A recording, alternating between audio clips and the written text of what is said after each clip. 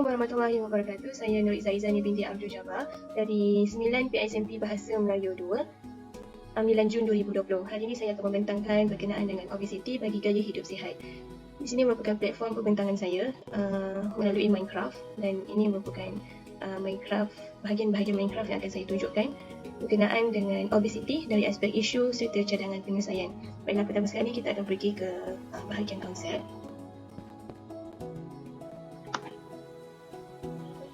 Selamat datang ke dunia tanpa sepadan. Di sini anda akan menemukan pelbagai maklumat yang menarik berkenaan obesiti yang semakin meluas di Malaysia.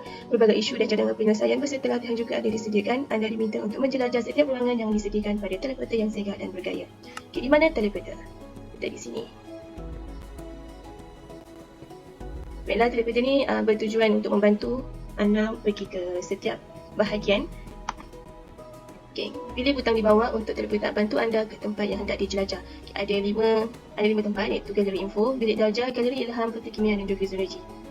Dan sini ada disediakan cadangan perjalanan dan anda boleh pergi ke halaman utama, iaitu yang halaman sekarang, dan pergi ke galeri info, galeri ilham, bilik darjah, zoo, peta kimia, iaitu lawatan sosial. Kita pergi kepada bahagian yang pertama, iaitu konsep. Apakah itu gaya hidup sihat? Gaya hidup sihat ini merupakan satu amalan corak kehidupan yang baik bagi setiap individu dengan keadaan fizikal, mental dan sosial yang sempurna serta bebas daripada sebarang penyakit yang boleh memudaratkan. Keadaan ini menjadi faktor utama kepada status gaya hidup yang positif bagi setiap individu kerana kesihatan perlu diberi perhatian dalam menjamin kesejahteraan masyarakat. Kesihatan ini tidak hanya bermaksud seseorang individu itu bebas daripada penyakit, bahkan aktiviti pergerakan fizikal dan pengambilan makanan yang seimbang juga perlu diberi penekanan yang paling utama. Walau bagaimanapun, perkembangan ekonomi yang pesat kini meningkatkan kemajuan dan kenikmatan pengguna teknologi moden yang mampu menggugat taraf kesihatan. Kesannya, pergerakan fizikal semakin pasif dan pengambilan makanan menjadi semakin tidak terkawan. Seperti mana kita boleh lihat di buat yang bawah ini, terdapat 50.1% rakyat Malaysia mengalami berat badan yang berlebihan, manakala 19.7% daripadanya menghidapi penyakit obesiti. Kita pergi ke arah sini. Penyakit obesiti di Malaysia. Obesiti bermaksud berat badan seseorang individu melebihi indeks glisem tubuh BMI di atas angka 30 kilogram per meter, pengambilan kalori yang berlebihan daripada keperluan badan secara berterusan sehingga menyebabkan kelebihan kalori yang tidak digunakan ini bertukar menjadi triglycerida, iaitu asid lemak yang disimpan pada tisu adipos yang akan mengakibatkan peningkatan berat badan. Obesiti ini mampu mengubah struktur bentuk badan seseorang daripada bersaiz kecil kepada bersaiz besar. Apakah perbezaan obesiti dan berat badan berlebihan?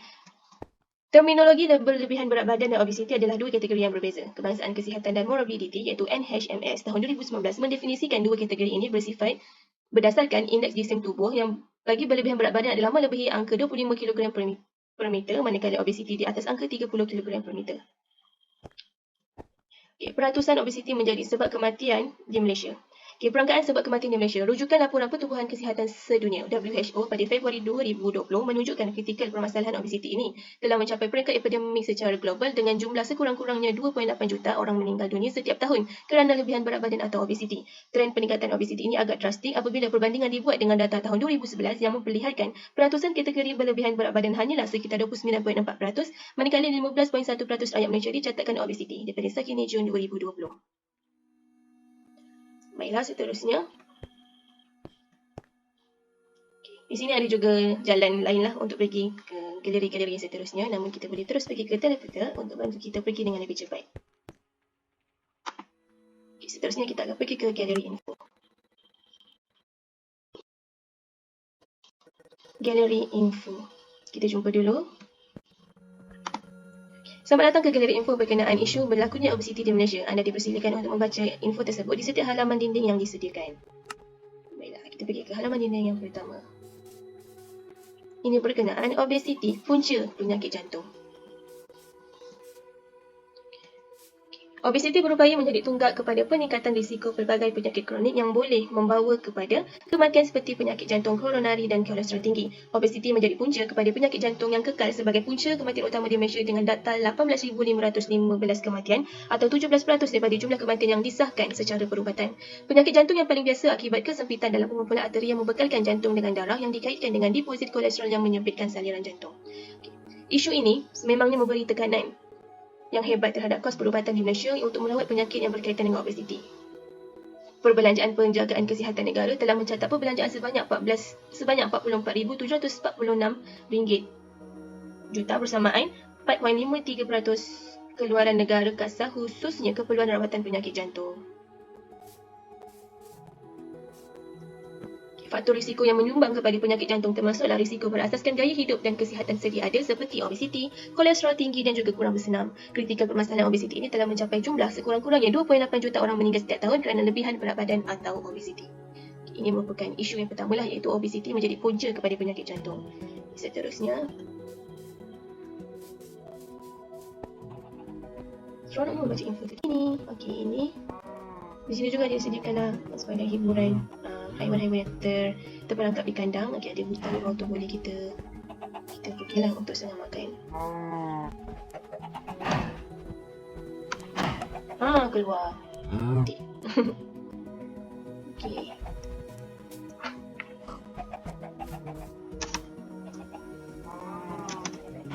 Okey, ini merupakan isu obesiti yang kedua, iaitu makanan ultra-proses.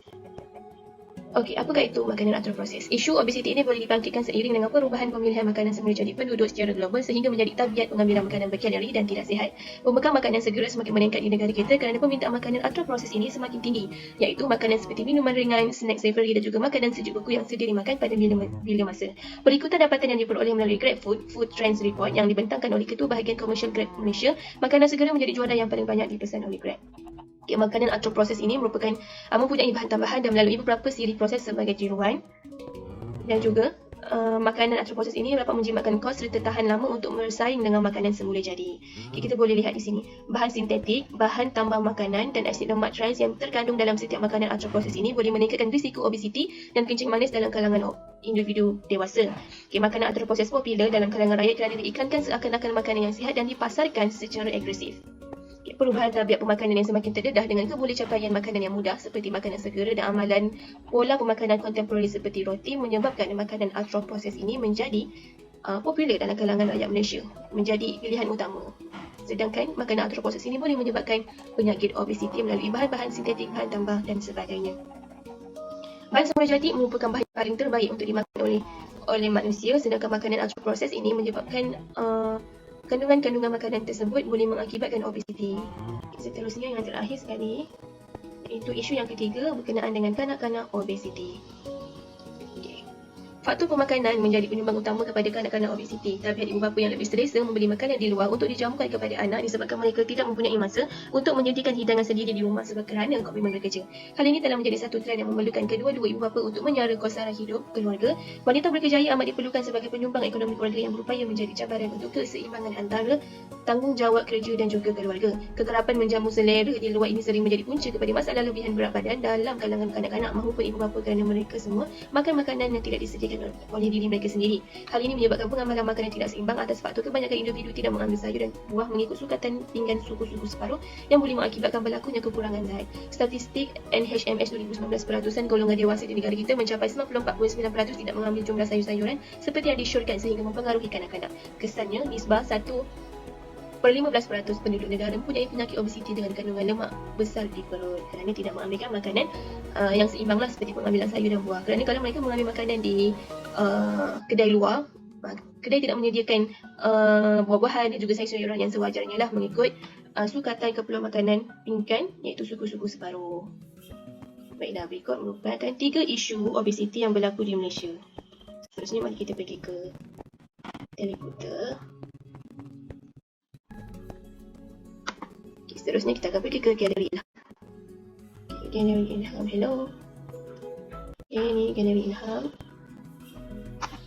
Selamat datang ke Galeri Ilham. Galeri ini menyediakan beberapa langkah untuk menangani obesiti yang berlaku di Malaysia berdasarkan info berkenaan isu yang terdapat di Galeri Info. Dijemput masuk. Mari kita masuk. Okey, kita akan lihat cadangan yang pertama iaitu kempen kesedaran piramid makanan. Merujuk jumlah penyakit jantung akibat obesiti, piramid makanan patut dijadikan panduan kepada setiap individu untuk menentukan jenis dan kuantiti makanan yang perlu diambil setiap hari mengikut kumpulan makanan. Piramid makanan Malaysia telah disemak semula daripada tahun 2020, daripada tahun 2010 dan diperkenalkan pada tahun 2020 iaitu selama dalam tempoh 10 tahun oleh Kementerian Kesihatan Malaysia. Kesedaran ini perlu dipupuk dalam diri individu itu sendiri kerana setiap perubahan gaya hidup yang hendak dibuat bergantung kepada kemahuan dan keinginan masing-masing. Kumpulan makanan, sayur dan buah dialih pada dasar piramid yang membawa, makna kumpulan makanan ini perlu diambil dengan jumlah yang paling banyak, sekurang-kurangnya 3 sajen sayur dan 2 sajen buah setiap hari yang merupakan sumber vitamin dan mineral yang penting untuk meningkatkan keupayaan badan melawan penyakit. Jumlah peratusan pengambilan karbohidrat yang lebih rendah rasionalnya adalah untuk mengelakkan obesiti. Kita boleh lihat sebanyak 50 hingga 65% karbohidrat kompleks dan tinggi serat.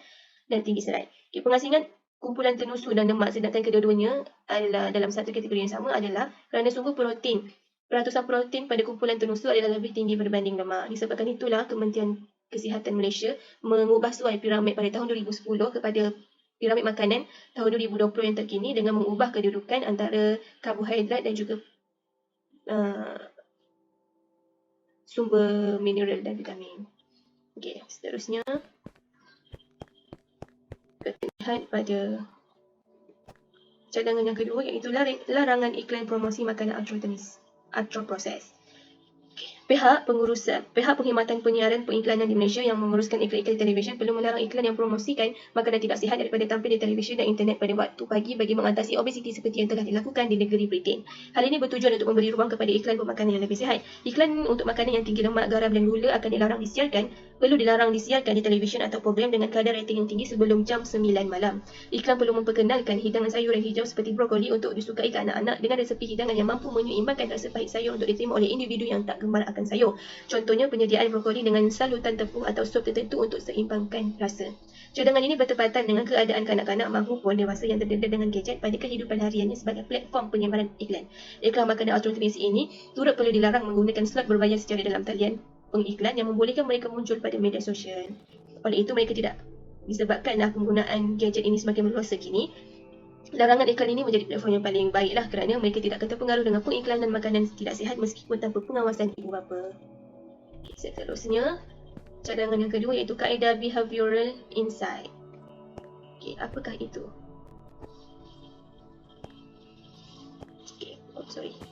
Kaedah Behavioral Insight BI yang merupakan satu pendekatan berasaskan bukti yang telah dilaksanakan oleh Perbadanan Produktiviti Malaysia MPC dengan kerjasama beberapa sekolah terpilih perlu diteruskan bagi setiap sekolah untuk menangani isu obesiti. BI menggabungkan elemen sains tingkah laku, sains sosial, kognitif dan psikologi yang disokong dengan data empirikal. Kaedah ini memerlukan 3 medium untuk melaksanakannya seperti berikut. Yang pertama sekali ialah penggunaan buku log. Yang kedua, kempen peringatan melalui mesej harian. Yang ketiga ialah cadangan minum makanan gantian yang memberi penekanan kepada makanan seimbang khususnya bagi tender kantin. Okey. Cadangan ini boleh menjadikan buku log tersebut sebagai satu silibus atau aktiviti dalam kelas pendidikan jasmani. Pengorbanan ibu bapa juga perlu dibuat untuk menggandakan pemantauan bersama-sama dengan pihak sekolah. Yang kedua, kempen ringkas menerusi poster atau mesej infografik pemakanan yang sihat boleh disebarkan dalam kumpulan WhatsApp atau ruangan kesihatan di setiap kelas. Cadangan minum makanan gantian boleh dipertimbangkan kepada pemberian kontrak kantin sekolah untuk memenuhi standard kualiti penyediaan makanan untuk guru, staf dan juga murid-murid. Kaedah BI ini perlu dipertimbang dengan serius sebagai langkah mengurangkan kanak obesiti yang terbukti berkesan pernah berlaku sebelum ini. Oleh itu, kaedah ini perlu diteruskan lagi lah pada masa sekarang untuk kita mengurangkan kadar peningkatan kanak-kanak yang terlibat dengan obesiti.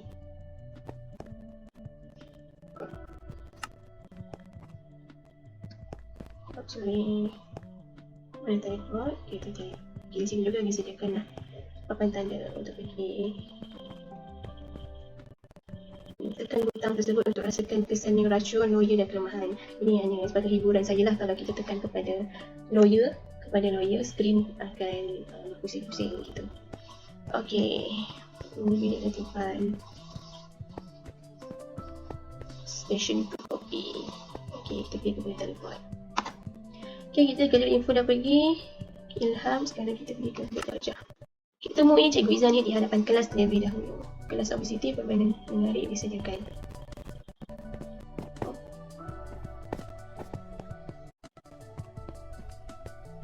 Okey.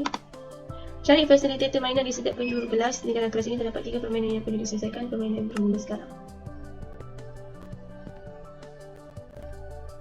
Okey.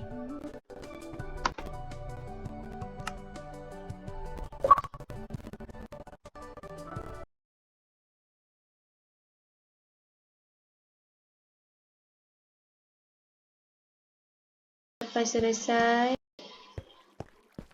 ada lagi tembus link. Tekan tekan di bawah untuk permainan terkesinan kata.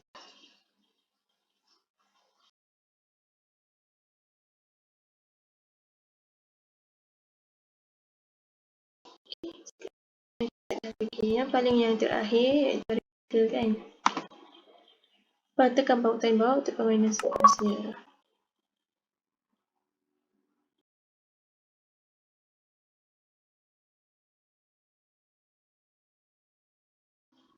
Setelah habis, ketika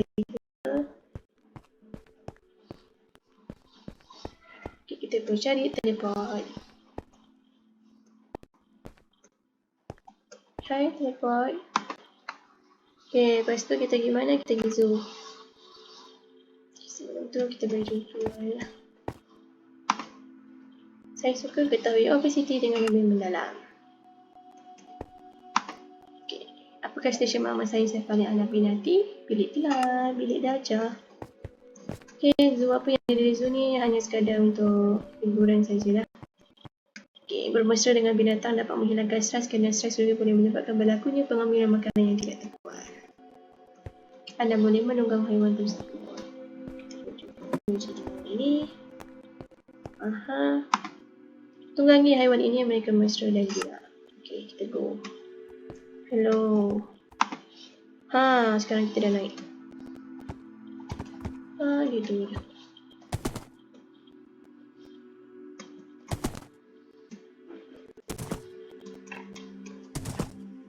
Okay. Alright. Itu dan sebagainya. Yang paling akhir sekali, kita boleh pergi ke Kota Kenyah sebagai lawatan sosial saja.